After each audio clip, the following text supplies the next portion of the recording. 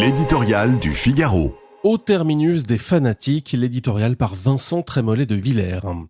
Comme le nuage de Tchernobyl, le mélenchonisme ne s'arrête pas aux frontières de la France insoumise.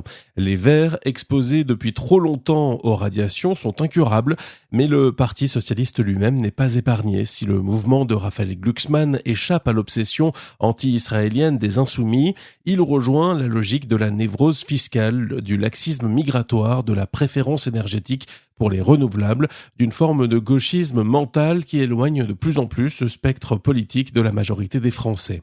En 2011, François Hollande avait appliqué les consignes de Terra Nova, abandon du peuple ouvrier, séduction des centres urbains, des minorités, des enfants de l'immigration. En 2026, Jean-Luc Mélenchon donne à cette stratégie électorale une forme plus assumée, plus radicale, mais c'est exactement la même. LFI, c'est Terra Nova sous stéroïdes, l'antisémitisme en plus. Le centre non plus n'échappe pas au rayon.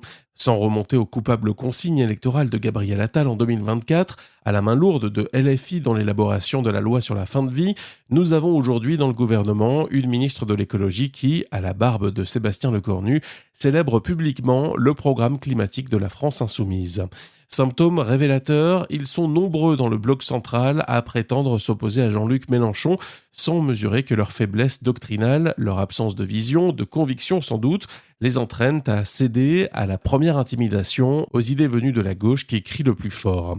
On l'a compris, le rempart anti-insoumis que veulent dresser Raphaël Glucksmann aujourd'hui, demain François Hollande, est une digue en mousse. Ce ne sont pas des sociodémocrates d'apparence qui sortiront la France du malheur socialiste. Seule une proposition politique franchement et intelligemment de droite, portée par un dessein plus ample, plus profond, plus ambitieux que le dégagisme ou l'évitement du danger des extrêmes, renverra les insoumis au terminus des fanatiques.